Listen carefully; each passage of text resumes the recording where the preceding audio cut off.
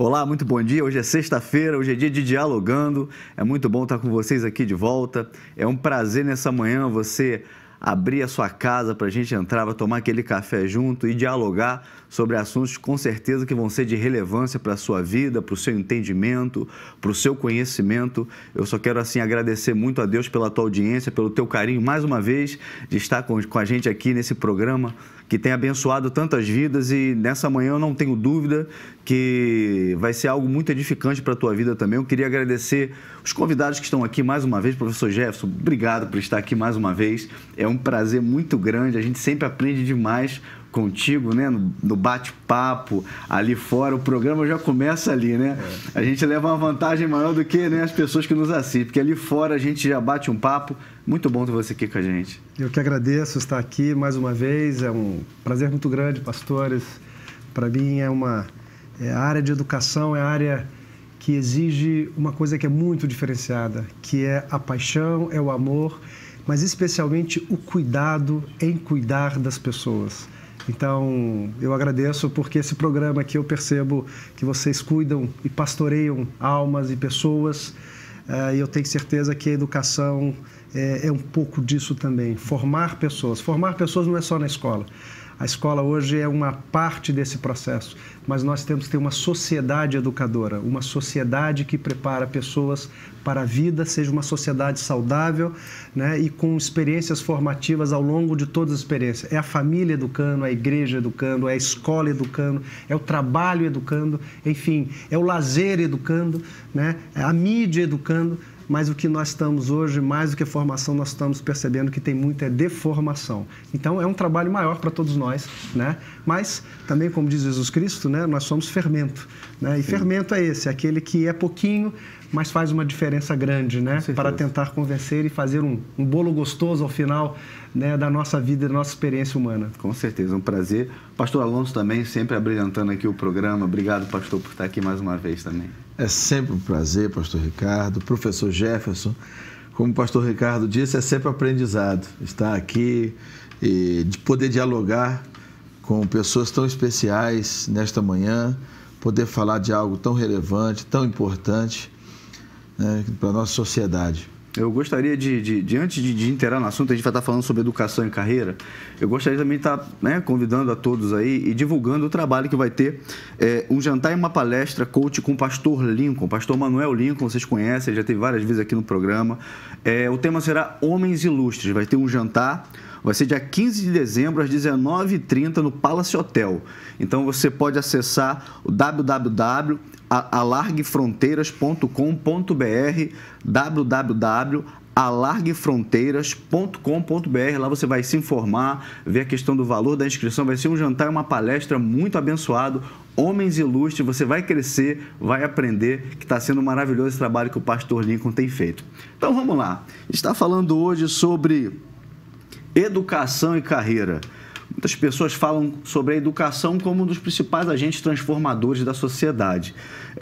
Isso não nos resta dúvida, né? Estávamos falando muito sobre isso, que a importância da conscientização do ser humano, da educação, enfim. Mas a gente tem observado, né, assistindo os telejornais, enfim, a crise que o nosso país está enfrentando em, não digo todos os segmentos, mas em vários segmentos. E aí a gente vai inserir a educação nisso aí. Aí eu tenho uma pergunta aqui, que é o seguinte, vocês fiquem bem à vontade. A crise afeta a educação ou a educação afeta a crise? Quem influencia quem? Quem pode transformar quem, né? A crise afeta a educação ou a educação afeta a crise? Bom, primeiro é importante retomar o sentido e o significado da palavra crise. Crise vem de acrisolar, purificar. É uma oportunidade que nós temos de abandonar atitudes e possibilidades antigas e passar para um patamar novo. Então, a crise é uma oportunidade. Então, nesse sentido, eu vejo que nós podemos perguntar, e aí eu vou trazendo para a educação, qual a escola que nós queremos? Qual a escola que nós precisamos? Hoje a escola está ancorada nos princípios da Revolução Industrial ainda. do século XIX.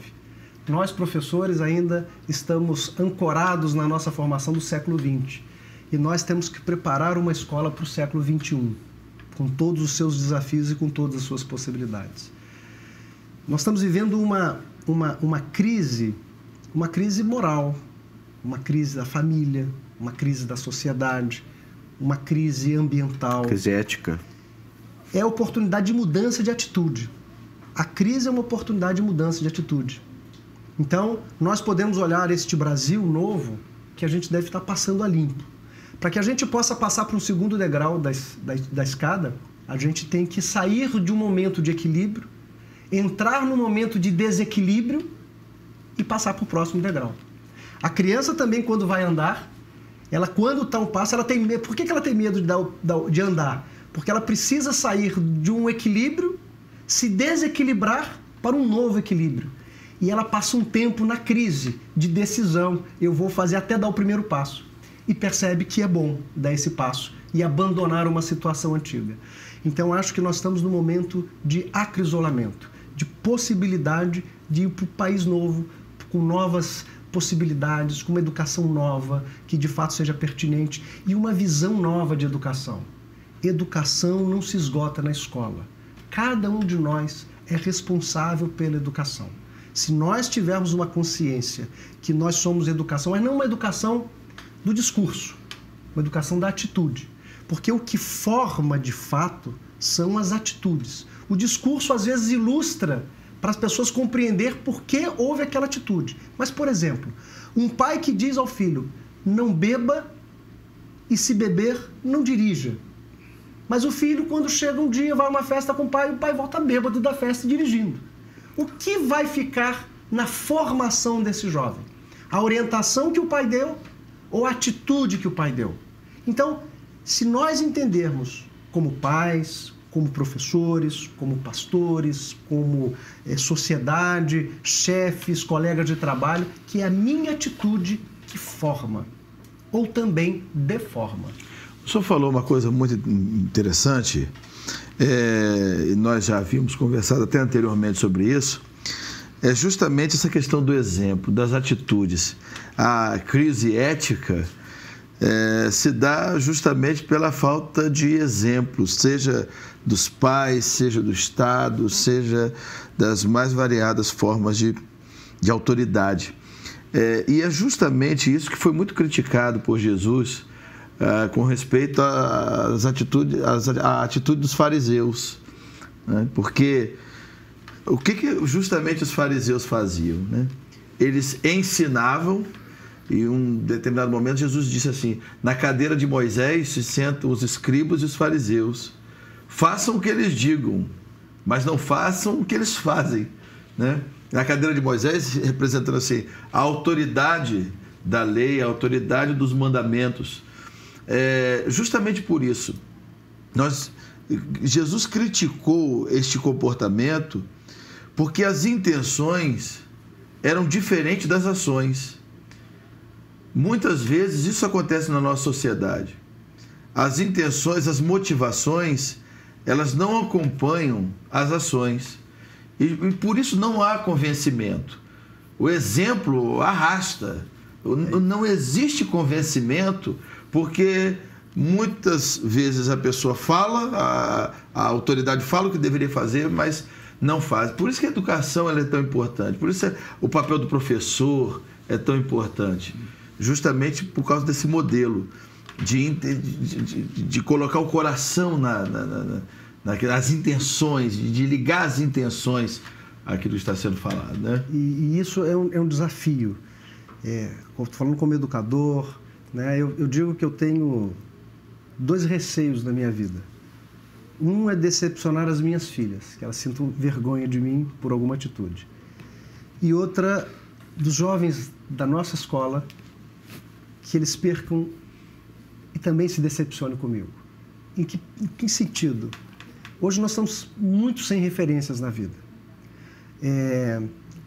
E a escola, nós estamos preparando a geração futura.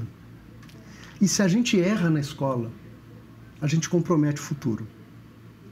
Então, investir na escola, investir na formação dos professores, investir, como eu falava, dos servidores que apoiam a sala de aula, porque é diferente fazer ensino e fazer educação.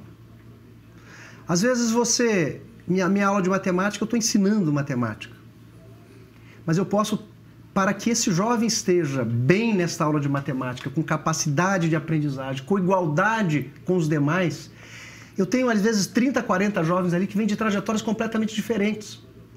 Jovens que eles vão para a escola, se vão lá para assistir a aula e voltam para casa e não tem uma estrutura, que é a maior parte dos jovens desse país, para que ele continue e dê apoio ao estudo dele, à aprendizagem dele. Então, uma escola de verdade é uma escola que faz com que o jovem viva naquela escola, onde ele tem todos os instrumentos necessários para estar desenvolvendo o seu aprendizado na sala de aula. Então, muitas vezes, uma pessoa que tem um déficit de atenção, como ele vai ter igualdade com outro jovem que não tem essa limitação, essa fragilidade? Então, a escola de verdade, para transformar esse país, é uma escola que oferece o esporte, que oferece a cultura, que oferece a estrutura psicopedagógica de acompanhamento do aprendizado desse jovem, da assistente social que vai ajudar e perceber se esse jovem, por que ele está querendo abandonar a escola. Às vezes é uma situação na família, às vezes é porque o pai perdeu o emprego e ele precisa trabalhar. É como eu posso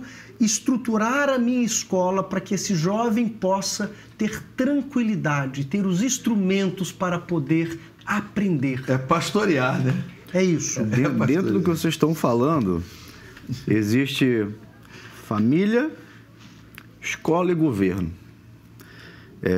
Qual é o papel de cada um dentro da educação? Olha, educar para um país sair do patamar que nós estamos, com todas as fragilidades, é transformar. Todos nós temos um papel.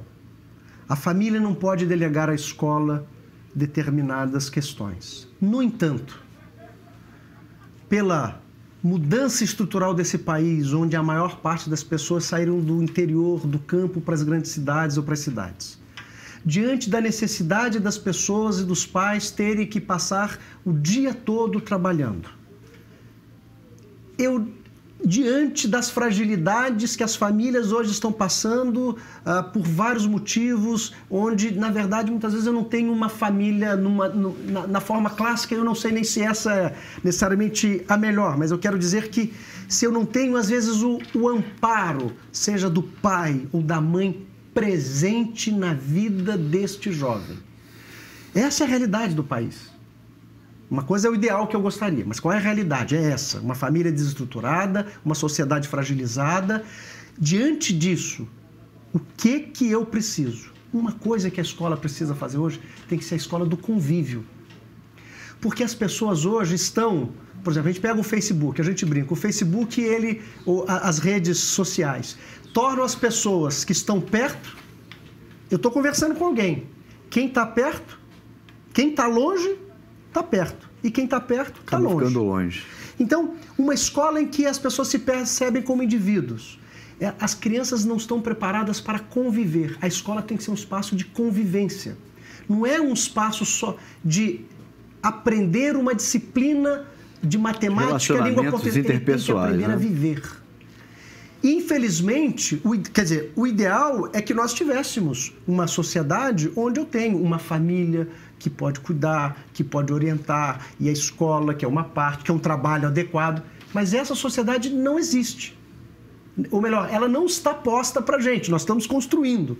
Neste meio, o que nós temos que fazer? A escola pode ser um grande espaço de convívio, de aprendizagem, de relações saudáveis, de aprender a lidar com o outro de forma respeitosa, respeitar a diversidade, respeitar que cada um tem uma caminhada e conhecer o outro, não pela exterioridade, mas conhecer na sua essência, né, nos seus valores, compartilhar valores. A escola do convívio é a escola do futuro. E também eu ainda colocaria um terceiro segmento aí, que hoje, nesse contexto que nós estamos vivendo, tem tido um papel também muito importante, que é a igreja. Justamente por causa dessa falta de tempo entre as famílias, os grupos sociais ali da igreja, das faixas etárias da igreja, adolescentes, jovens, também ajudam muito, auxiliam muito nesse comportamento ético, nesse direcionamento ético, junto com a escola. O senhor falou uma coisa muito importante, uma escola que também não direciona um comportamento ético, apenas ela transmite conhecimento, mas que também, junto desse conhecimento, também não estabelece certos limites éticos, ela só vai ser uma geradora de informação, né? Pastor, a escola que só trabalha isso aqui e não trabalha isso aqui não é educação. Isso é ensino. Verdade. Você muitas vezes faz com que... Eu converso com os jovens lá. Falo assim, olha, às vezes você entra numa empresa, num trabalho, pela competência técnica e pelo seu conhecimento. Mas você, 3 meses depois, é demitido porque você não tem as atitudes adequadas para estar num grupo, de conviver, de ser generoso, porque você só pensa em você e você acha que você se basta. Então, a escola que trabalha só uma parte do ser humano, ela não dá conta hoje dos desafios futuros. A igreja é fundamental do meu ponto de vista. E aí, das várias denominações religiosas, a importância é o seguinte, é um local de convívio, onde as famílias se encontram, onde as crianças brincam, onde ele percebe que tem um tecido social, tem bons exemplos, você fala de coisas boas. Por que eu vou condenar um convívio? Pelo contrário, hoje as crianças estão expostas a quê? A uma mídia que passa só... Lógico, quer mostrar a realidade do mundo, mas fica focando em determinados padrões de comportamento que acaba que o jovem ele precisa ter acesso a um conjunto de outras possibilidades. Vou dar um exemplo.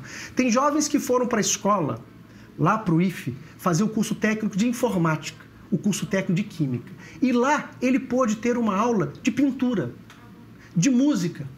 E ele percebeu que ele quer ser músico. E aí ele foi para a nossa unidade de Guarulhos fazer licenciatura em música. Mas ele foi para lá pensando em fazer informática. Mas por que ele foi pensando em informática? Porque talvez foi isso que ele teve acesso. Mas quando ele chega numa escola que oferece para ele um conjunto de oportunidades formativas... Para ele se conhecer... E aí ele percebe que ele pode fazer muitas outras coisas. Essa é a escola de verdade. É a escola que apresenta para esse jovem. Por exemplo, ele chega lá hoje, na escola lá do IFE, e ele pode participar de uma orquestra de violões. Ele vai conhecer a música popular brasileira, ele vai conhecer os clássicos, vai conhecer as músicas atuais. Ele vai poder gostar de outras coisas. Por que ele tem que gostar somente daquele ritmo que é da moda, que bate no rádio, que bate na televisão? Acaba que ele aprende isso. E muitas vezes, mas os jovens hoje eles não gostam, só gostam disso. Eles só gostam disso porque eles só ouvem isso. Só teve acesso a isso. Agora, numa escola que permite a ele, uma sociedade que oferece um conjunto de outras possibilidades, é como o seguinte, olha, eu só ofereço quibe para esse menino. Quando ele chegar numa festa, ele vai olhar o quibe e vai dizer, eu só quero quibe. Porque eu não sei o gosto do pastel, eu não sei o gosto do rissole, da coxa. Eu não sei o gosto de um sanduíche natural, eu só como aquilo. É tão maravilhoso a gente poder ouvir tanta coisa importante que tem acontecido lá no IFE, né? Do campus aqui do centro, através da tua vida. E a gente só tem a agradecer. Pena que o programa já está terminando. Né? Pastor Alonso sabe da alegria que eu tenho em ter o senhor aqui, em ter o professor Jefferson aqui, mas o desejo do nosso coração é que o Senhor continue capacitando a sua vida, te dando saúde, abençoando a sua casa, te dando essa sabedoria, esse vigor, né? Essa alegria que o Senhor tem em trabalhar. A gente só tem que te agradecer muito pela sua participação mais uma vez. Muito obrigado. Eu tenho certeza que todos aqueles que nos assistiram, com certeza saíram daqui muito enriquecidos. Tudo que o senhor falou, muito obrigado mesmo. Pastor Alonso, obrigado também pelo carinho, pela atenção de sempre. Estamos juntos sempre, tá? Que Deus abençoe. Muito obrigado, professor Jefferson, mais uma vez. Você que esteve com a gente nessa manhã, muito obrigado. A gente entende que através do diálogo, através do conhecimento, através da educação, a educação é um agente transformador da sociedade. A gente acredita nisso. Nunca se esqueça que dialogando a gente chega lá. Um abraço.